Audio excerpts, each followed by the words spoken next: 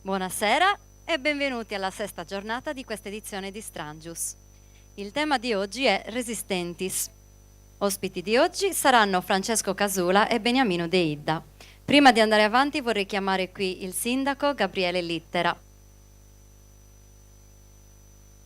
Eccolo.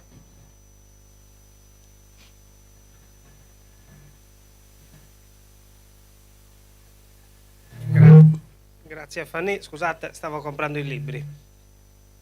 Mi sposto di qua. Buonasera a tutti. Ringrazio prima di tutto gli ospiti di questa sera, quindi Francesco Casula, Beniamino De Idda, per aver accettato l'invito e per essere presenti a questa edizione di Strangius dedicata al tema delle resistenze. Come tanti di voi sapranno, stiamo completando il festival nella sua prima parte. Abbiamo avuto i primi giorni prima della festa di Santa Maria, ci siamo interrotti per qualche giorno e adesso fino a domenica continuiamo. È un festival come sempre che, grazie alla sapiente direzione artistica, cerca di coniugare tanti aspetti. Ovviamente la tematica che viene scelta dai partecipanti, dai lettori, dal pubblico ogni anno, quindi sapete che anche quest'anno c'è una terna di possibilità che su cui potete esprimervi per l'anno prossimo. Quindi il tema, gli spazi, molte case campidanesi, alcuni altri spazi pubblici come questo, le mostre come quella che abbiamo qui di fianco, quella che abbiamo all'ex Monte Granatico, e ovviamente i protagonisti principali, quindi gli autori della letteratura autobiografica. A nome dell'amministrazione quindi rinnovo i ringraziamenti a tutti voi e vi auguro insomma di trascorrere una piacevole serata con i nostri ospiti di questa sera. Grazie anche alle associazioni che curano insieme alla direzione artistica tutto l'evento e ai presentatori come Michela in questo caso. Grazie ancora e buona serata. Grazie Gabriele.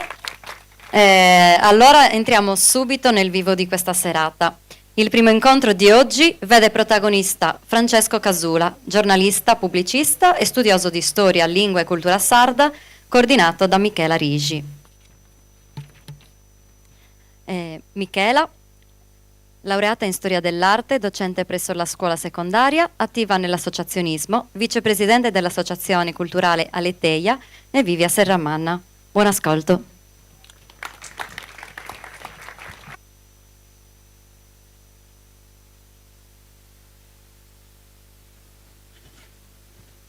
Buonasera a tutti, Buonasera a tutti, benvenuti. Vi ringrazio di essere qui oggi. Io sono davvero onorata di poter conversare con il professor Francesco Casula. È un piacere per noi accoglierlo qui a Serramanna. Che dire del professor Casula? È un maestro, uno storico, professore di storia, per circa 40 anni ha insegnato in vari licei, giornalista, scrittore, saggista, politico, insomma, un vero intellettuale della Sardegna. Ha scritto numerose opere focalizzate prevalentemente sulla storia, sulla cultura e sulla lingua della Sardegna. È qui con noi oggi per presentare la sua ultima opera del 2025, Controstoria della Sardegna.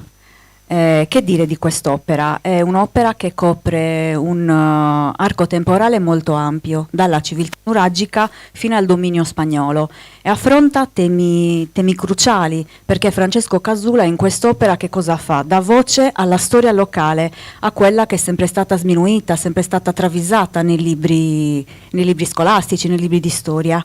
Parla dei sardi, delle loro lotte e delle loro resistenze contro le varie dominazioni che la Sardegna ha subito per diversi secoli.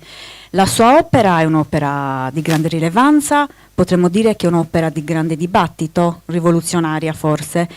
Cosa si propone quest'opera? Propone di rovesciare quella che è la prospettiva tradizionale con cui da sempre ci viene raccontata la storia della nostra isola. E cosa fa? Sfida la storiografia tradizionale. Quindi Francesco Casula si focalizza su un punto di vista dei sardi, mette in discussione quindi quello che diciamo che è definito becero, sorpassato, però ancora attuale nell'insegnamento della storia italiana, ovvero il paradigma italocentrico, eurocentrico.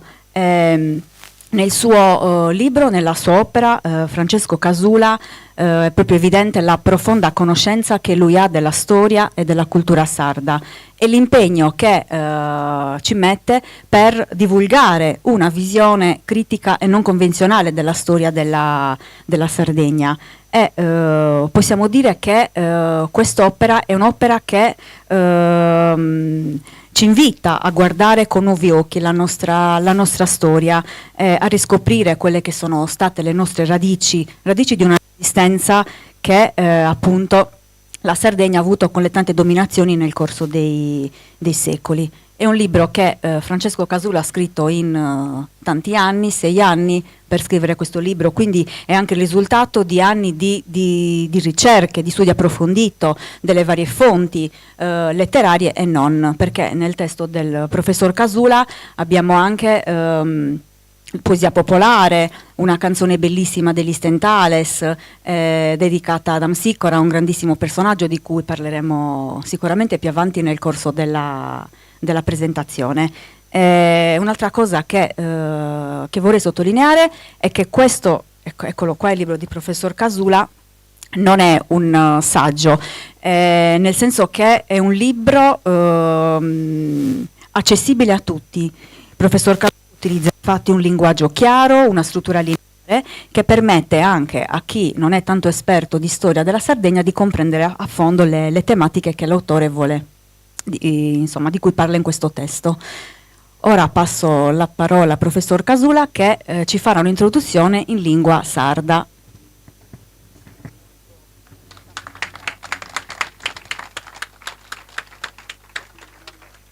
Buonasera a totus. Comincio a tornare gracias a chi ha da ordinare questo bell'attovio, all'amministrazione comunale, a tutti i socios e un grazie particolare a Michela che è rennessia a scoviare su senso prusu fungudu de su libro meu. A est un libro ia pompiada i casti a si storia da su punto di vista de sos sardos, non de sos dominadores.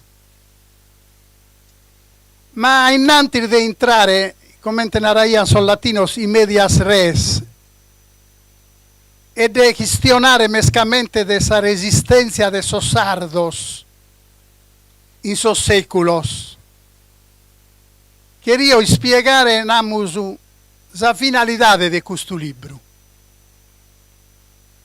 Uno discente di un liceo scientifico può dire da scuola diplomandesi se ne schire nuda de esas capacidades fraigadoras de son nuragicos che hanno fraigano solo no scetti nurages ma puzzo sacroso losasa gigantese, sono gigantes de Monte Pram.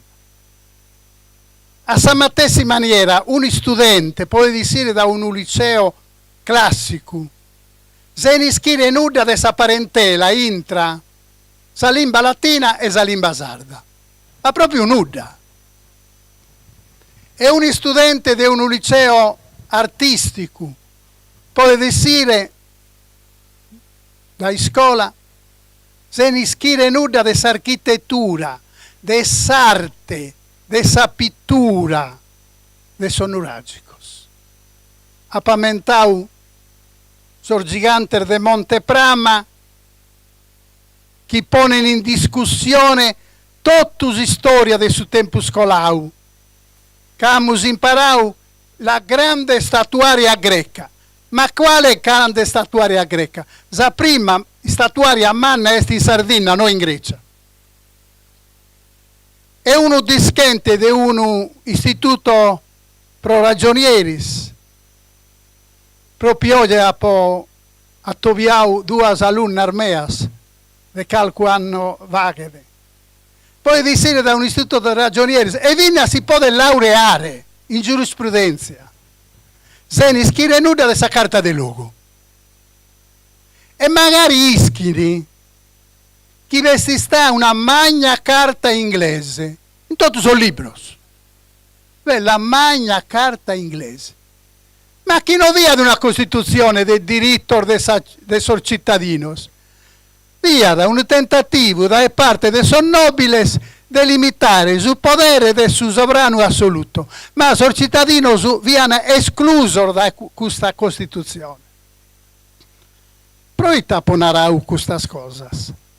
Perché la storia sarda nei libri scolastici è stata azzerata, annullata, recisa, che andando bene veste 2 rigas, 3 rigas sopra la civiltà nuragica.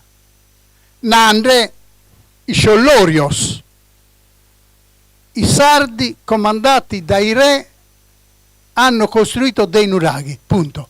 Ma quale res? Non viviano sul res. Viviano a 1200 vidas che si autogovernavano. Certo, col capo carismatico del paese, della Savida. Io mi sono sempre chiesto, perché questi testi in cui la Sardegna non c'è? Perché la scuola non insegna la storia della Sardegna? La scuola e non solo la scuola. Perché nel 2015 è uscito un libro da parte di un grandissimo giornale italiano, Repubblica, di 800 pagine, parlando della storia antica del Mediterraneo, dei paesi del Mediterraneo. Sapete quanto ha dedicato questo libro alla Sardegna? 0! Neppure nominata. Eppure noi sappiamo che la civiltà nuragica è stata la più alta civiltà del Mediterraneo occidentale. Manco una riga. Dicevo, perché non se ne parla? Perché c'è, lo ricordava Michela, un becero paradigma storiografico, secondo cui la storia importante è la storia cosiddetta generale. La storia italiana, la storia europea. Addirittura spesso questo pregiudizio riguarda la xenomania. Quello che viene da fuori è bello, quello che abbiamo noi è brutto. Un sapientone di collega mio mi rimprovera perché faccio questa introduzione, perché mi dice, ma no, noi abbiamo in Sardegna libri rigorosi, di alto livello, specialistici, che parlano della Sardegna fenicia, della Sardegna punica, della Sardegna romana, della Sardegna vandala, della Sardegna bizantina, della Sardegna catalana aragonese, della Sardegna piemontese e spagnola prima, della Sardegna italiana. Sapete cosa manca? La Sardegna Sardegna. Perché in questi libri di che cosa parlano? Ma dei dominatori che sarebbero venuti qui per portarci la civiltà e il progresso. E i sardi semplici comparse, non soggetti storici, ma oggetto di storia. Guardate, questo è presente ancora oggi in tutti i testi. Io ne ho analizzato in circa 40 anni di insegnamento di storia più di 400 In tutti questi testi c'è questo paradigma storiografico. Voi non esistete, voi non ci siete, voi non avete fatto la storia. La storia è quella dei grandi. Che poi chi sono questi grandi? Spesso grandi delinquenti, imperatori, re, qualche regina, poche, perché la donna è ancora più esclusa. Questo paradigma storiografico italocentrico, eurocentrico, esiste in Italia, mica dappertutto. In Francia, già dal 1930, i più grandi storici francesi, Lucien Lefebvre, Marc Bloch, Fernand Braudel, si riuniscono intorno a una rivista, Annales. E cosa scrivono? È una sciocchezza pensare che ci sia una storia alta importante e una storia bassa, quella locale, che non vale niente. È una sciocchezza dal punto di vista storiografico. La storia che cos'è, secondo Fernand Braudel? È la vita della gente nello spazio e nel tempo. La vita della gente nello spazio e nel tempo, comprese le donne, se non altro perché sono 50 e forse 51% rispetto agli uomini, non viene descritta dai libri di storia. Io capisco che gli studenti non amino la storia, perché è qualcosa che non li riguarda, di lontano, di estraneo, quando non di ostile. Fernand Braudel continua con una metafora. La storia bisogna studiarla dalla cantina al solaio, ed è come il maiale. Zumannale, naramun noi, sinolollai. Quando si ammazza, non si butta via niente. Questa è la storia. Noi non possiamo buttare via niente della storia. E qualcuno, qualche difficoltà, non si può fare tutto. Appunto, perché non si può fare tutto, tu devi selezionare, iniziando dalla storia sarda, poi allargandoti alla storia mediterranea, poi allargandoti alla storia europea, poi allargandoti alla storia mondiale. E la storia italiana viene per ultima. Sapete perché? Perché la Sardegna è entrata nell'orbita italiana nel 1720. Prima era nell'orbita catalano-aragonese, nell'orbita spagnolo, nell'orbita cartaginese, nell'orbita fenicia, nell'orbita romana. Quindi è giusto considerare la storia della Sardegna in base alle influenze che ha avuto. Vi dicevo tutte quelle storie particolari che riguardano gli altri. Sapete nei libri comunque che cosa non c'è? La storia che ci riguarda più da vicino, in cui noi eravamo protagonisti. La storia nuragica e la storia giudicale. Non a caso io ho dedicato gran parte del libro alla storia nuragica e alla storia giudicale, perché è quella in cui noi eravamo liberi e indipendenti e abbiamo prodotto di più. Pensate voi alla produzione artistica del periodo nuragico. Sono cose incredibili se uno oggi ci pensa. Non solo gli 8.000 nuraghi ufficiali, secondo criteri di difesa, probabilmente sono molto di più. Il linguista Massimo Pittau di Sassari parla di 20.000 nuraghi. Ma a parte il numero, è tutta l'altra architettura, e l'arte, e i bronzetti nuragici, e i vasi, dicevo i giganti di Monteprama, e i pozzi sacri. Nella copertina io ho riportato l'ingresso del pozzo di Santa Cristina. La foto è di un docente universitario che insegnava a Cracovia, insegnava storia delle religioni. A un certo punto legge il pozzo sacro di Santa Cristina. Ha un'illuminazione. Voglio conoscerlo. Si prende un anno sabbatico dall'Università di Cracovia e viene in Sardegna per studiare il pozzo di Santa Cristina. Scrive un libro meraviglioso non solo di foto ma di testi, e sostiene che secondo lui è il più grande monumento che denota perfezioni artistiche, stilistiche, ingegneristiche incredibili. Finito di insegnare all'Università di Cracovia, sapete cosa fa questo storico? Viene in Sardegna, abita a Sardara, ha scelto di stare in Sardegna. E i sardi, puzzi puzzi, in Sardegna non c'è niente, bisogna andare via, bisogna scappare. Cioè chi apprezza la Sardegna sono gli altri, più che i sardi. Dicevo del periodo nuragico. Se va bene si parla della costruzione di nuraghi ed è importante. Ma a me interessa del periodo nuragico capire la società, l'organizzazione sociale, l'economia.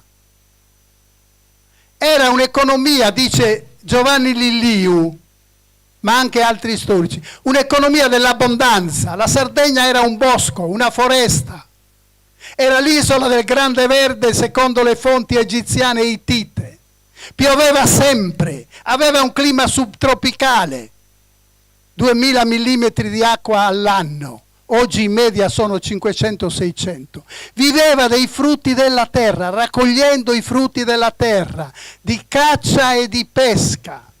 Lavorava i minerali, produceva il vetro,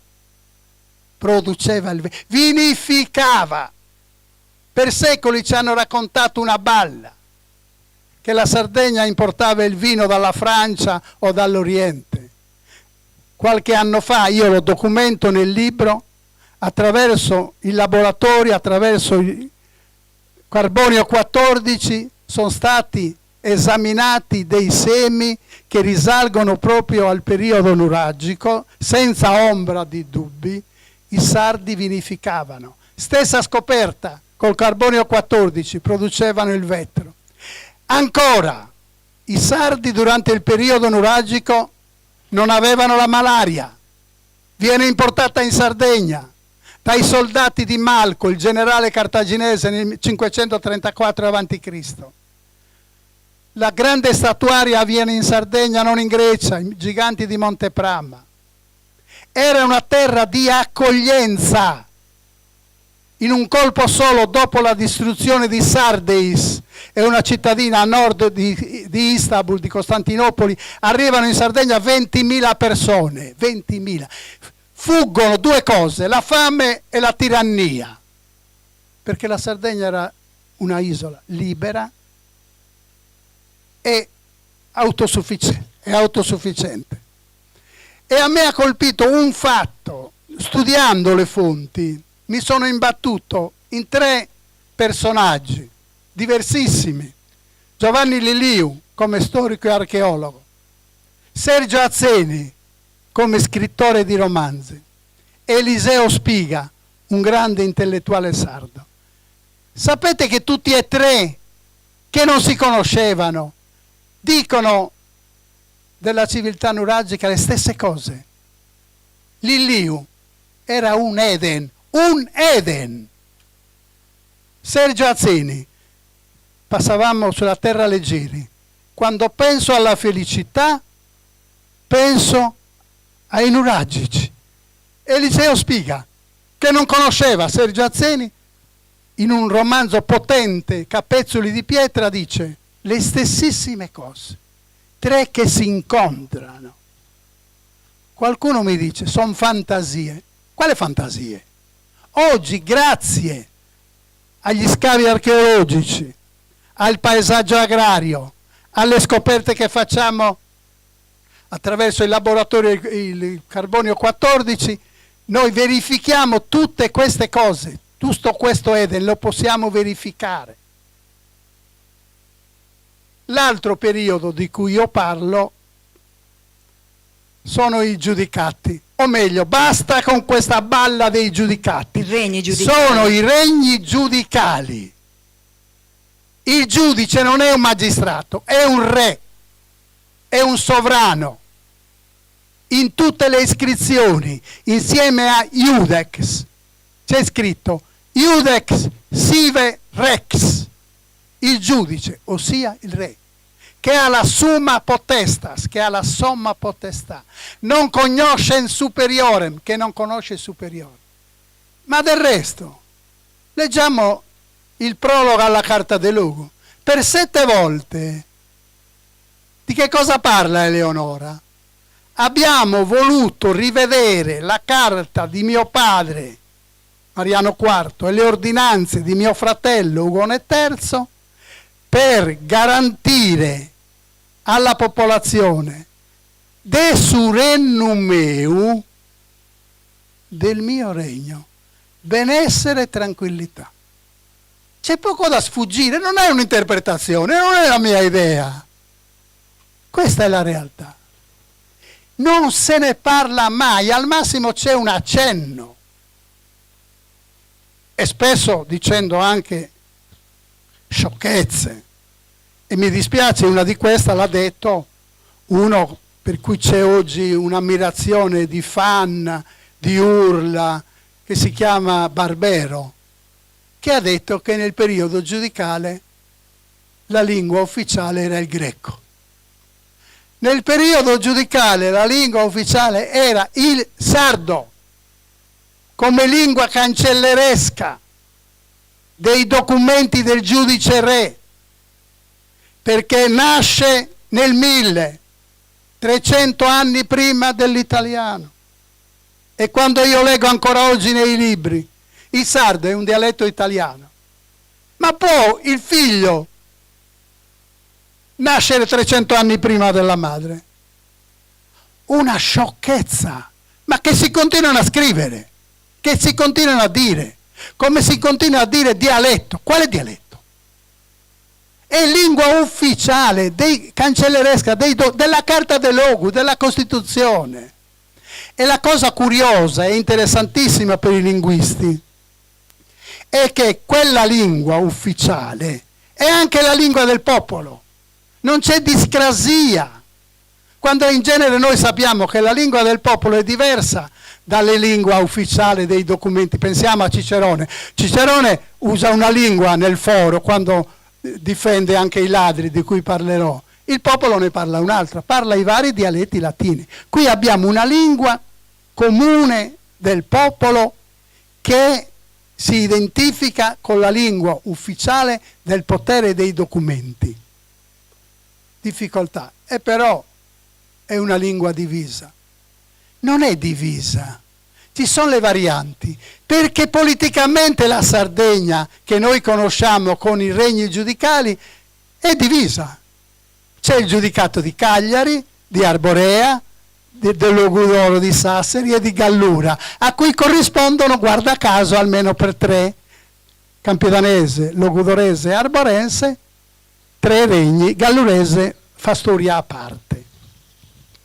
Tutte queste cose non sono solo importanti, ma servono per capire quello che abbiamo prodotto, per rafforzare il senso di identità, anche perché questi regni, che qualcuno chiama semidemocratici, io uso con prudenza questo termine perché per quel periodo parlare di democrazia non era ancora attuale, però lo sono. Il re, giudice, deve appartenere alla famiglia giudicale, ma deve essere sottoposto a una sorta di elezione. Di elezione! Quando in tutta l'Europa mediterranea c'è il feudalesimo, ma quale elezione? Ci sono le monarchie nazionali. Qui abbiamo un re che per essere intronizzato, così si chiama, era la formula, ha bisogno del consenso del Parlamento. I regni giudicali avevano il loro Parlamento, la corona de Lugo. Ed è curiosissimo e interessantissimo. Come viene eletta la corona de Lugo? Cioè i membri del Parlamento? Con un metodo che ha dell'incredibile.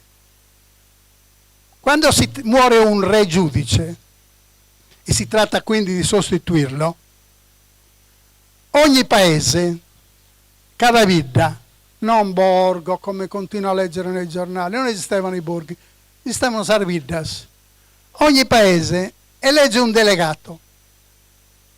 Supponete che ci siano 30 paesi che fanno capo a una provincia, allora si chiamava curatoria. Paesi che fanno capo a una provincia, allora si chiamava curatoria.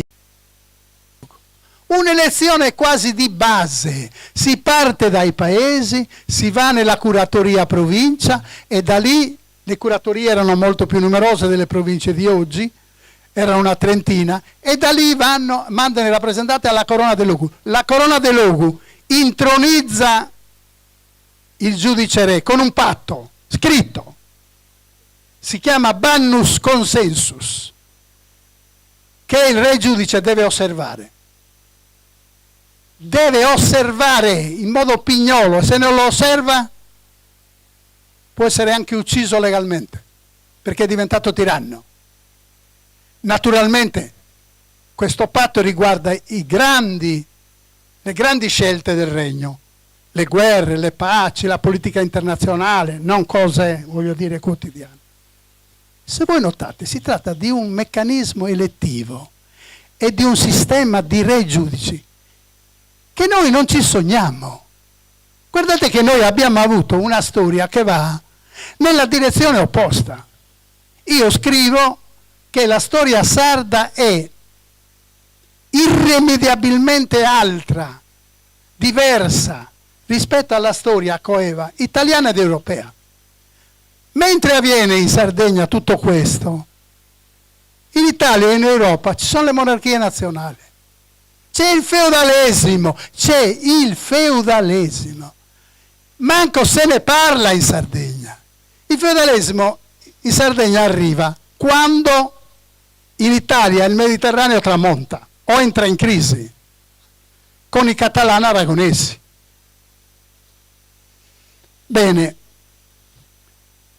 qui io sono stato invitato dagli organizzatori, più che per le cose che ho detto, anche per le cose che ho detto, spero, per un altro fatto. Il titolo del festival di quest'anno, I Resistenti.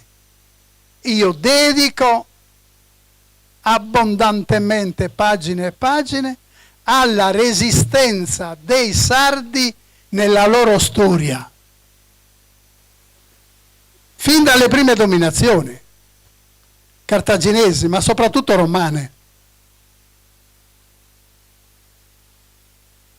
Ci dice Tito Livio, io mi sono preso il 23° libro delle storie di Tito Livio,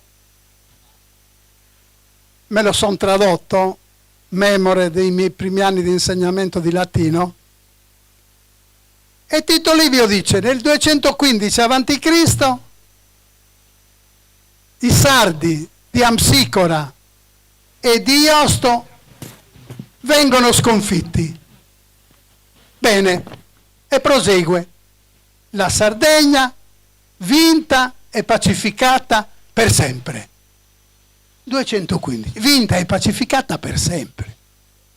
Poi continuo a studiare il 23° libro di Livio e ci racconta lui, che ci ha detto che era vinta e pacificata per sempre, che dopo la sconfitta di Tito Livio i consoli in Sardegna ottengono 8 trionfi. Come? Non era vinta e pacificata per sempre? Un trionfo veniva concesso al console vincitore dal Senato romano se dimostrava di aver ucciso almeno 5.000 nemici. 5.000 nemici. Era vinta e pacificata per sempre. E allora io dedico un capitolo che mi è dispiaciuto scriverlo, però dovevo scriverlo, feriva un po' il mio orgoglio di barbaricino. Io ero convinto da ragazzo che i sardi barbaricini non erano mai stati conquistati dai romani. Non è vero. Io ho ingoiato questa verità. I romani hanno conquistato tutta la Sardegna, compreso il centro, e abbiamo ritrovamenti archeologici su Orune, su Fonni, su Orgosolo, in cui appunto abbiamo trovato monete romane, vasi romani, eccetera, eccetera. Di fronte alla scientificità di un archeologo, io dico, hai ragione. Il problema però non è se i romani hanno conquistato tutta la Sardegna, per quanto tempo l'hanno dominata. Perché i barbaricini, anche conquistati, continuano con guerriglie, bardane, rivolte quotidiane. Tanto che i romani abbandonano il centro della Sardegna molto prima di quanto abbandonino le coste e ancora molto prima della caduta dell'impero romano d'Occidente. E allora cosa succede se il centro barbaricino è libero perché i romani sono andati via? Inizia a riappropriarsi della loro economia che i romani avevano distrutto, delle loro tradizioni, dei loro valori. Per quanto tempo dura questa riappropriazione? Riguarda solo il periodo in cui i romani sono in Sardegna? No, dura esattamente 594 anni. Nel 594 tutti i libri di storia parlano di Sardegna bizantina. E come Sardegna bizantina? Nel 594 il Papa Gregorio Magno scrive una lettera a un signore ospitone chiamandolo Dux Barbaricinorum e gli dice: caro ospitone, tu sei bravo, non sei come i tuoi sudditi, sei anche cristiano, i tuoi sudditi adorano ancora le pietre e gli alberi, dammi una mano per convertire i tuoi sudditi e fai la pace con Zabarda. Chi era Zabarda? Era il Dux Byzantinorum, ma in Sardegna quindi c'erano due Dux, uno dei bizantini e uno dei barbaricini. Problema, ma questo Dux Barbaricinorum quanti sardi governava? Scrive il mio amico, però lui è regale perché si chiama Cesare, il più grande studioso di questo periodo. Ospitone governava metà, forse più della metà della Sardegna, che andava dalla Gallura a Fordongianus, a Suelli, a Goni, altro che Barbaggia di Fonni, di Olollai e di Gavoi, più di metà della Sardegna. Sapete che di questo non ne parlano i libri? Parlano di Bisanzio, ma Bisanzio aveva le coste in mano, la prova provata. Le 7 diocesi, dove sono? Mancuna nel regno di Ospitone, mancuna, sono tutte nelle coste. Quindi qui ci aiuta per ricostruire la storia della Chiesa, che documenta che i vescovi e arcivescovi erano esclusivamente nella zona costiera, dalla Gallura a Fordongianus, e istituiscono proprio in questo periodo la prima diocesi, Suelli, che doveva irradiare il messaggio cristiano in tutte le Barbagie, ma fino alla Gallura. Cosa vuol dire questo? Noi abbiamo avuto una resistenza costante in tutta la storia della Sardegna rispetto alla dominazione esterna. Non erano con le mani in mano, sia ben chiaro. Non è che i barbaricini resistono perché sono barbaricini, per le condizioni oggettive, per la geografia, era difficile sconfiggere i barbaricini in campo aperto perché non accettavano la battaglia in campo aperto. Nelle coste era più facile. Arrivavano gli eserciti e quindi in campo aperto, nei Campidani, potevano sconfiggere i sardi. Fatto sta che quelle condizioni permetteranno ai sardi questa resistenza in tutti i secoli. Io mi sono limitato fino a questo periodo, però la resistenza continua, meno però c'è sempre durante il periodo spagnolo e ancora di più durante il periodo di quelli che io chiamo i tiranni sabaudi, che ho affrontato nel libro precedente che ho presentato a Serramanna proprio 2 volte. Per cui fanno bene gli organizzatori a parlare di resistenza anche da questo punto di vista, che significa non, anche se deboli e anche se sconfitti, non accettare la sconfitta, perché non sono convinti che i dominatori vengono qui per portare progresso e civiltà. Vengono qui, ieri come oggi, per portare dominazione, per depredare i sardi e la Sardegna. Grazie.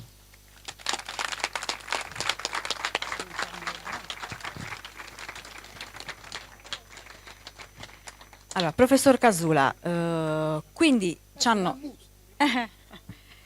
fino ad oggi ci hanno raccontato una storia diversa da quella che ci racconta lei, ma in tutto questo, noi sardi, quanta responsabilità abbiamo? Rosetti, amiche sono stravo. Noi abbiamo grandissima responsabilità, perché soprattutto a livello accademico, invece che rimasticare la storia già pronta, proveniente da fuori, dovrebbero fare una semplice operazione: fare ricerca sul campo, paese per paese, per trovare quali sono le nostre radici e quello che abbiamo fatto. E da questo punto di vista serve l'archeologo, e molti lo fanno in maniera ammirabile. Servono gli archivi, si fa di meno, ma serve anche la lingua, la tradizione popolare, la poesia. Giustamente Michela ricordava che io, parlando di Amsicora, ho parlato della versione ufficiale di Livio, Amsicora sardo-cartaginese, una sorta di mediatore di Ascaro, ma ho parlato anche di altre fonti e ho parlato della tradizione popolare. Noi su Amsicora abbiamo un poema epico di un prete di Desulo, l'Aideida, una specie di Iliade su Amsicora. Abbiamo una poesia meravigliosa di Montanaru, forse il nostro più grande poeta lirico, e abbiamo una canzone di un gruppo pop, i Stentales di Nuoro, che al contrario di Livio, dicono, era sardo, sardissimo. E ci sono oggi molti storici che iniziano a dirlo, era sardo, sardissimo. La prova provata. Mentre aspettano i cartaginesi, che dovrebbero aiutare i sardi a sconfiggere i romani, Amsicora va in Barbagia per arruolare 5.000 barbaricini, per scagliarli contro i cartaginesi, contro i romani. Problema, ma i barbaricini dovrebbero seguire Amsicora se lui è un Ascaro, se lui è un mediatore del colonialismo cartaginese. Ma siamo proprio pazzi. Ma ci sono moltissimi altri elementi, per esempio quello linguistico. Io cito il più grande studioso di Amsicora, Ferruccio Barreca, che analizzando lo stesso nome Amsicora conclude che si tratta assolutamente di un sardo, non di un cartaginese. Perché dico la lingua? Perché la lingua non inganna. La lingua non inganna perché possono ingannare i documenti che noi troviamo negli archivi. Chi li mette quei documenti negli archivi? I cortigiani dei potenti, i cortigiani dei sovrani, i cortigiani di chi comanda. Invece la lingua parla, basta interpretarla. Vi faccio solo un esempio. Perché possiamo con esattezza accertare che i romani dal centro della Sardegna se ne vanno di sicuro nel 300 e dopo il 300 non ci sono più i romani? Perché nella lingua, nella zona della Barbagia, si usa ancora per dire molto meta. Meta è il latino antico che voleva dire mucchio. Altrove questo meta si evolve, si modifica in meda o mera. Mera in Campidano e Mera in altre zone.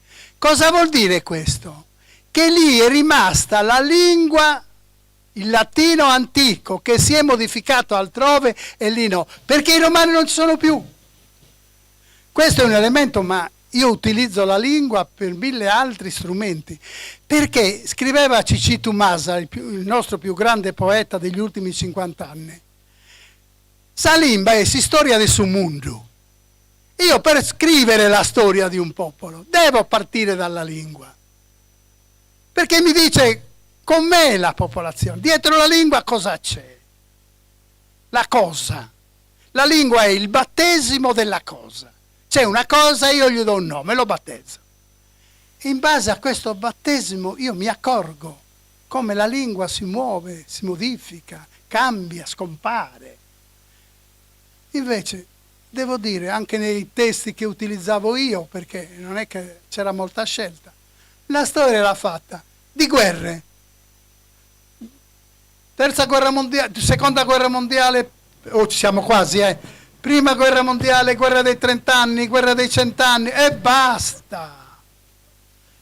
Ripeto, noi dobbiamo studiare la storia come vita della gente nello spazio e nel tempo, inserendo almeno il 50% di questo universo di umani. Le donne, se c'è un soggetto che non esiste nella storia, salvo qualche regina, ma meglio non metterle, è la donna, non esiste.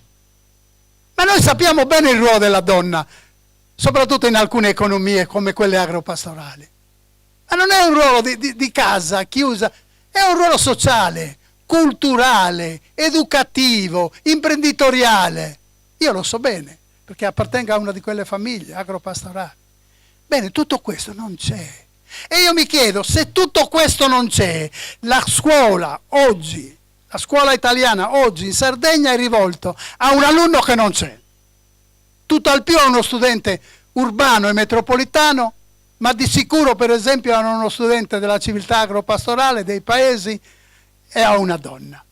Di sicuro noi dobbiamo assolutamente rivoluzionare la scuola, che certo ha bisogno di trasporti, di mense, di quello che vi pare, ha bisogno di una nuova didattica, nuovi contenuti legati all'humus culturale, sociale dei ragazzi. Se non si fa questo, noi fra 20 anni, io queste cose le dicevo tanti anni fa, fra 20 anni sentiremo ancora i sindacati che si lamentano che ci sono i precari, che c'è la dispersione scolastica, che c'è la mortalità scolastica. Se tu non cambi i programmi, puoi cambiare i laboratori che vuoi, non cambi quasi nulla. Certo che i laboratori ci vogliono, ma occorre una nuova scuola nel senso di nuova didattica.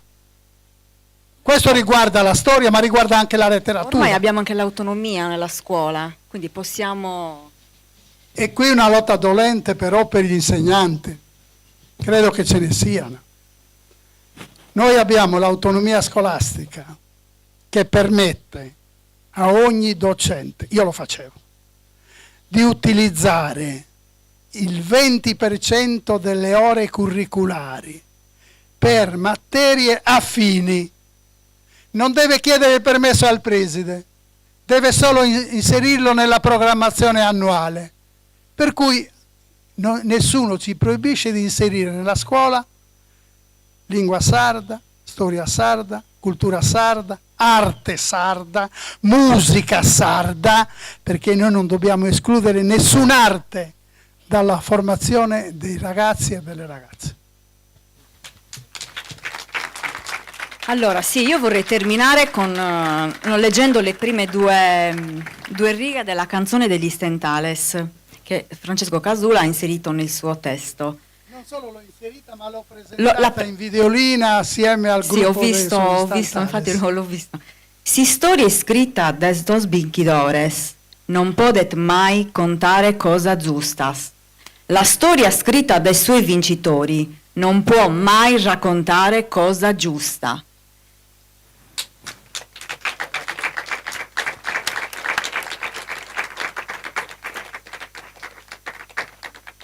Grazie, grazie. professor Casula, e grazie Michela. Vorrei chiamare qua Gianluigi e Giacomo per un piccolo omaggio.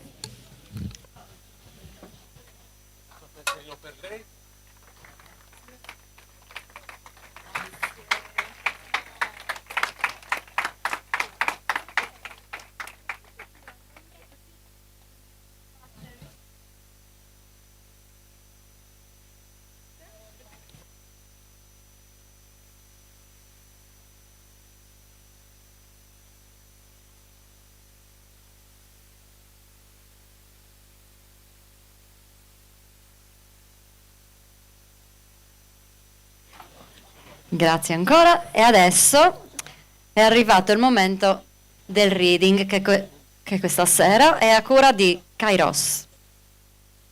Kairos nasce come corale amatoriale il 9 gennaio 2018 e debutta il 12 maggio dello stesso anno con il concerto di primavera diretto da Emanuele Piras e partecipa successivamente a diversi concerti.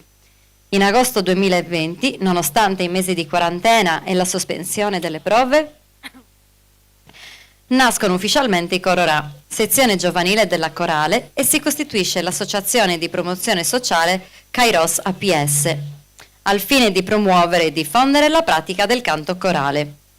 Dalla sua costituzione, l'associazione partecipa alle attività culturali promosse a Serramanna in collaborazione con le altre associazioni e con l'amministrazione comunale, e cura l'organizzazione di diverse attività in occasione di diverse manifestazioni, quali ad esempio la Festa della Musica, Monumenti Aperti, Strangius e Natale in Festa. Ha preso parte con i suoi cori a eventi di livello regionale e internazionale, come il Festival Voci d'Europa nel 2021. Nel 2022 il coro Kairos si presenta al concorso Nuoro Patria dei Cori, e con un organico che comprende anche alcuni coristi della sezione giovanile Coro Ra, e si aggiudica il premio della giuria popolare. Dal 2023 l'associazione organizza a Serramanna il Festival di Canto Corale Coros, con ospiti di rilievo nel panorama del canto corale.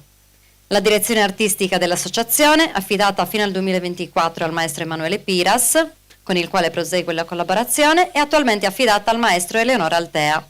Alcuni suoi coristi fanno parte anche degli organici di altre formazioni corali, composte da cantori delle diverse associazioni del territorio: Coro Regionale Sardo, Coro Giovanile Italiano. L'associazione conferma la sua partecipazione al Festival Strangios 2025 e curerà quindi il reading nella serata di venerdì 12. Allora, io vorrei chiamare qui Kairos e nel mentre vi racconto cosa ci faranno sentire oggi. Il coro Kairos, diretto dal maestro Eleonora Altea, eseguirà il brano Iosca la Rossa. Il testo è di Carlo Geminiani, musicato da Bepi De Marzi per i suoi Crodaioli, che lo hanno inciso nel 1968. Il canto è legato alla Seconda Guerra Mondiale. Gli alpini non avevano fatto in tempo a tornare dalla Grecia, che l'anno dopo si ritrovarono in partenza per un altro fronte, a rinforzo di altre truppe nel nostro esercito già su quel fronte nel 1941. Siamo nell'estate del 42 e il paese invaso è la Russia, che fin dai tempi di Napoleone ha un famoso generale, il generale Inverno. E saranno il grande gelo dell'inverno russo e l'equipaggiamento non adatto dei nostri soldati che faranno soccombere gli alpini. Partirono in 55.000, 34.170 furono i morti e i dispersi, 9.410 i feriti e i congelati. Il canto di Bepi De Marzi richiama la classica melodia russa, quella che al suono della balalaica invita alle movimentate danze popolari di quel paese. I protagonisti della danza sono gli alpini delle divisioni Cuneense, Tridentina e Giulia, alpini che la storia vede impegnati in una guerra insensata come lo sono tutte le guerre, voluta da chi comandava, mal preparata e finita in tragedia. Gli alpini, anche se nemici invasori, si comportarono umanamente con la popolazione civile. Il testo racconta una storia certamente inventata, divenuta una poesia, senz'altro ispirata al racconto di qualche reduce. Ma la vera protagonista di questo canto è la donna russa, impersonata da una ragazza, Iosca, che ha compassione di questi uomini lontani migliaia di chilometri dalle loro case. Uomini che nel momento del bisogno non possono avere vicine le loro donne, la mamma, la moglie, l'amorosa e le sorelle, Allora Iosca si sostituisce a queste donne per alleviare la malinconia, la solitudine e il dolore degli alpini. E alla fine sarà ancora Iosca a dar loro pietosa sepoltura nella fredda terra russa. Buon ascolto.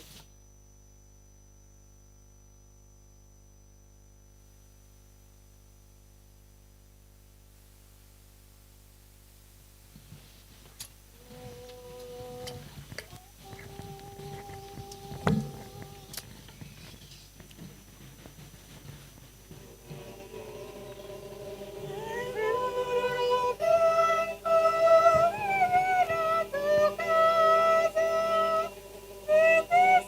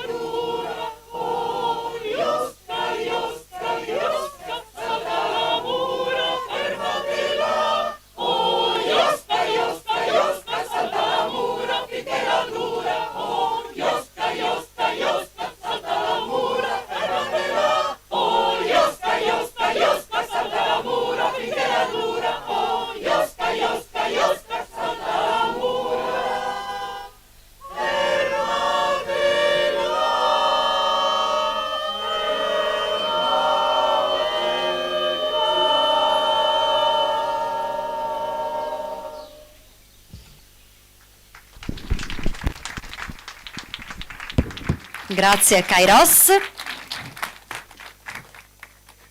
Ed eccoci arrivati al momento delle info.